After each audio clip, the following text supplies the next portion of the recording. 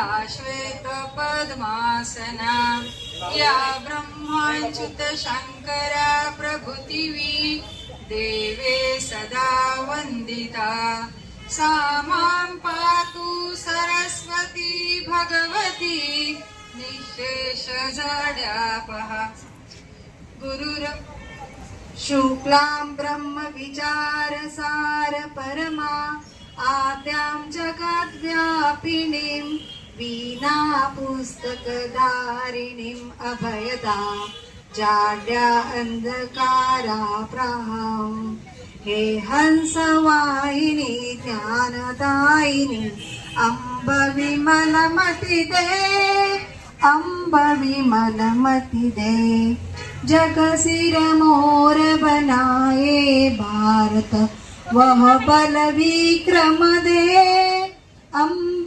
विमलमति दे अम्ब विमलमति दे गुरुर् ब्रह्मा गुरुर्विष्णू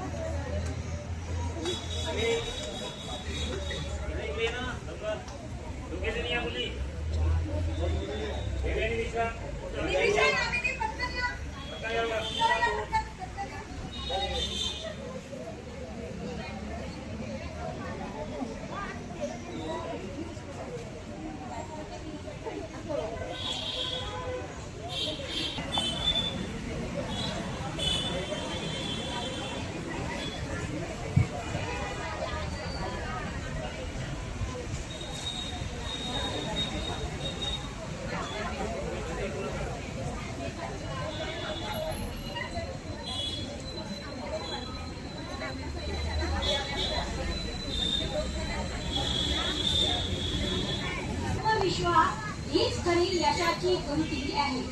प्रत्येक विद्यार्थ्यामध्ये आत्मविश्वासात जागृत झाला पाहिजे. मला हे येत नाही, हे करता येत नाही असं म्हणायचं नाही. आपल्या बाजूच्या मित्राला जर आलं, आपल्यालाही ते आलंच पाहिजे.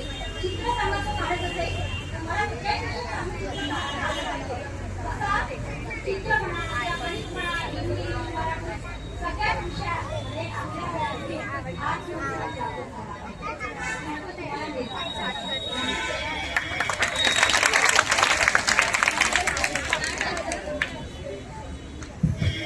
यानंतर वैद्यवान तुम्हाला दिनविशेष सांगणार. आज 30 जून आजपासून विदर्भातील शाळा सुरू होते. 30 जून 1965 भारत पाकिस्तान मध्ये स्वच्छता करार झाला.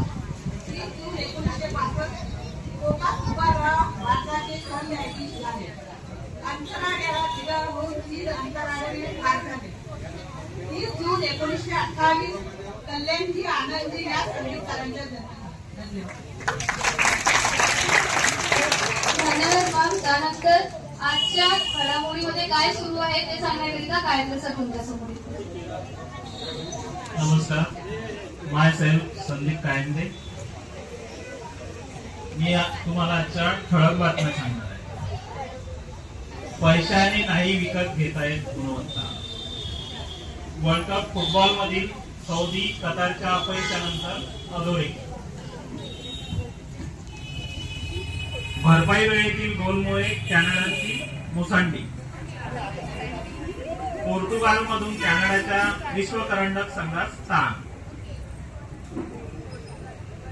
इंग्लंडच्या पराभवासह स्टोक्स युगाचा अस्त. यानिक सिनरची सलामीला शर्त. किदांबी श्रीकांतला उपविजेते. T20 रणनीतीच्या फेरविचाराची गरज. आजच्या बातम्या इथे संपल्या. धन्यवाद.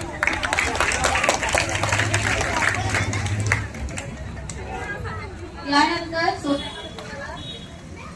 गोष्ट सांगणार.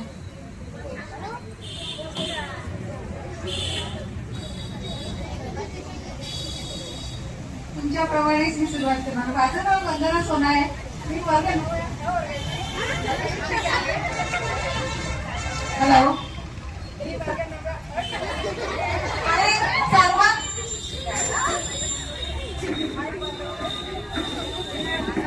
हॅलो आला आवाज.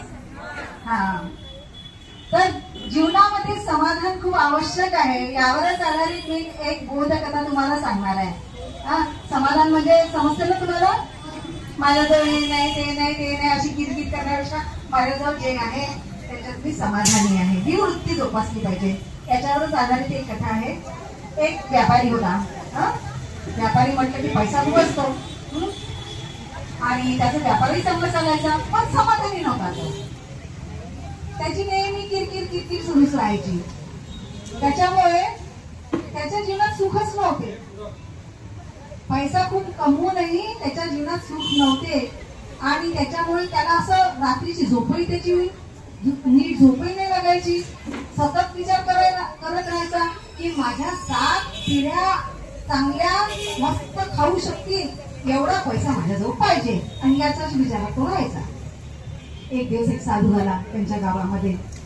तो साधू जवळ गेला, म्हणाला साधू महाराज मी खूप दुःखी आहे. साधूने पाहिलं त्याच्याकडे, हा तर दुःखी वाटण्याला काही दिसत नव्हतं त्याच्यामध्ये.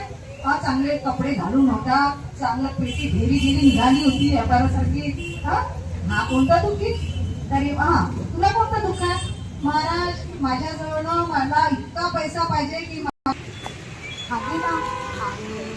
काय शूरपणे म्हणाला की बाबाजी आजीबाई नमस्कार, मी तुमच्यासाठी ना बघा काय काय आणलेलं आहे, डाळ तूप रवा साखर. म्हातारी म्हणाली धन्यवाद, परंतु आजच्या पुरतं आमच्या घरी तर पुरेच आहे. आमच्या दोघांचं पोट भरेल एवढं माझ्या जवळ आमच्या घरी आहे आजच्या दिवस, नको आम्हाला हे. तर म्हणाला उद्या वापरा नाही, उद्या वापरा. तर म्हणाला उद्याची चिंता आम्ही आज नाही करत. देवाने आम्हाला, त्याला खरंच वाटलं की आपल्याजवळ देवाने एवढं देऊन आहे तरी सुद्धा आपण असमाधानी, तरी सुद्धा पाहिजे पाहिजे पाहिजे पाहिजेच. आणि यांच्याकडे एवढं 18 दारिद्र्य आहे, आपण त्यांना देऊ करतो आहे, परंतु आजचा दिवस समाधानात घालवावा आणि आनंदात सुखात राहावं हे यांच्याकडून खरंच आपण शिकलं पाहिजे. आणि त्याला पश्चाताप झाला. त्याला त्या साधू महाराजांनी जे सांगितलं, का सांगितलं इथे यायला हेही त्याला कळलं. तो गेला, साधू महाराजाची माफी मागितली आणि म्हटलं की खरंच माझ्याजवळ देवाने दिलेलं भरपूर आहे पण समाधान नव्हतं. आज तुम्ही माझे डोळे उघडले आणि खरंच समाधान हेच सुखी जीवनाचं रहस्य आहे. म्हणून आपल्याजवळ जे आहे ना त्याच्यात समाधानी राहायचं. याच्यातून हेच आपल्याला या गोष्टीचं तात्पर्य आहे. धन्यवाद. समाधान मानायचं, असं नाही म्हणत राहायचं की आमच्याकडे हे नाही आहे ते नाही. जे तुमच्याकडे आहे ते बाकी त्यांचे स्वप्न असतात की काश हे आम्हाला मिळालं असतं. म्हणून जे आहे जेवढं आहे त्याच्यात समाधानी राहायचं. यानंतर ज्योतिमाम तुम्हाला श्लोक सांगणार.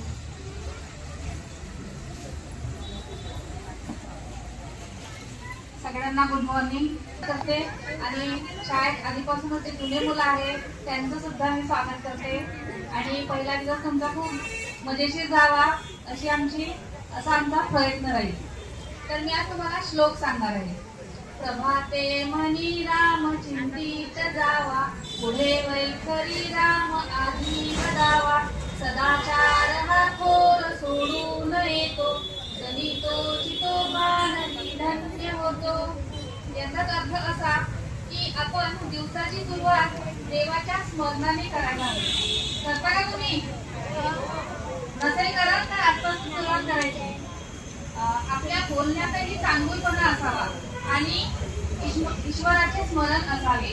सदाचार हा कधी सोडू नये. सदाचार म्हणजे चांगले आचार, म्हणजे आपली जी वागणूक आहे, चांगले आचार म्हणजे चांगली वागणूक ही कधीच सोडायची नाही.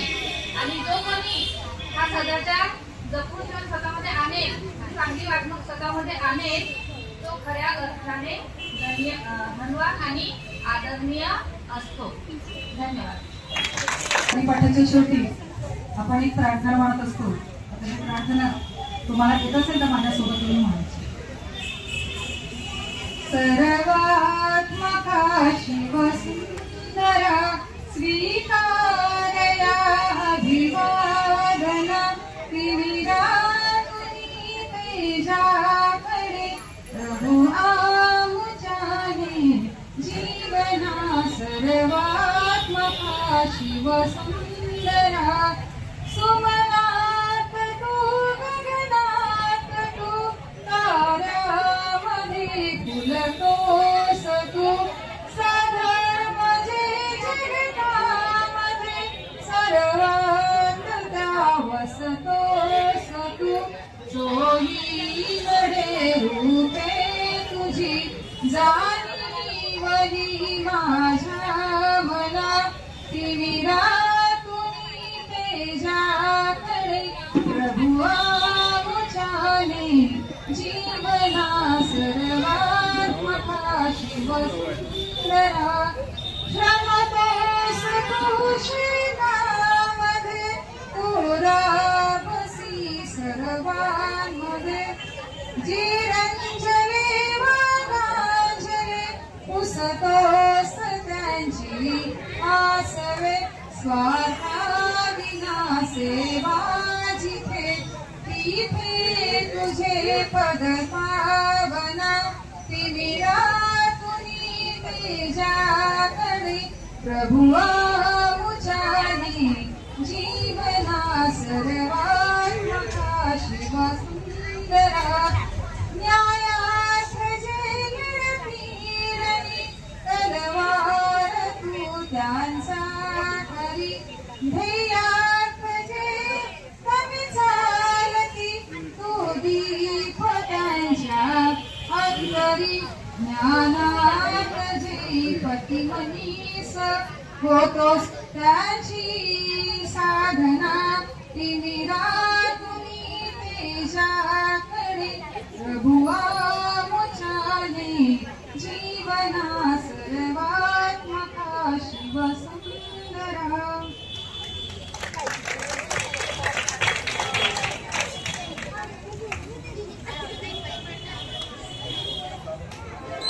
जोरदार टाळ्या होत्या.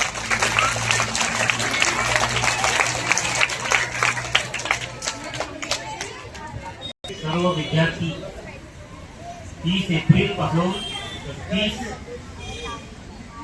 29 जून पर्यंत आपण सुट्ट्या उपभोगत आहोत. त्या शाळेचा हा प्रवेशोत्सव दिन आज शाळा विदर्भातल्या संपूर्ण चांगल्या वातावरणामध्ये सुरू होत आहे. आनंदाच्या वातावरणामध्ये प्रत्येक विद्यार्थी यांच्या चेहऱ्यावर हास्य दिसत आहे. आणि आज या छोटेखानी प्रवेशोत्सव कार्यक्रमाच्या निमित्तानं तुमचे पालक आमचे सन्माननीय पालक समाजवादी या ठिकाणी उपस्थित झाले. आपले सर्व मुख्याध्यापक ज्येष्ठ शिक्षक सर्व शिक्षक शिक्षकेतर कर्मचारी या ठिकाणी तुमचं स्वागत करण्यासाठी आम्ही सज्ज आहोत. विद्यार्थी दैवत आहे, त्या दैवतांचं स्वागत दैवतांवर पूर्ण पडले पाहिजे. आमचं स्वागत तर वर्षभर होत राहते, पण आम्ही स्वागत करा पुष्प देऊन. आणि वर्षभर आपण त्यांच्या प्रयत्नातून सकाळ उठत सकाळमध्ये आपल्या नागपुरामध्ये तुमची बातमी तुमचे फोटो प्रत्येक शुक्रवारला झळकत असतात. आपल्या वृत्तपत्रामधून आपल्या परिसरातील ज्या काही समस्या आहेत आणि ज्युनियर जर्नालिस्ट आपण 15 लोक आहोत, या सर्वांची फोटो सर्वांच्या बातम्या आलेल्या आहेत. एक दोघं राहिले असेल आणि हा दर शुक्रवारी हा उपक्रम सुरू.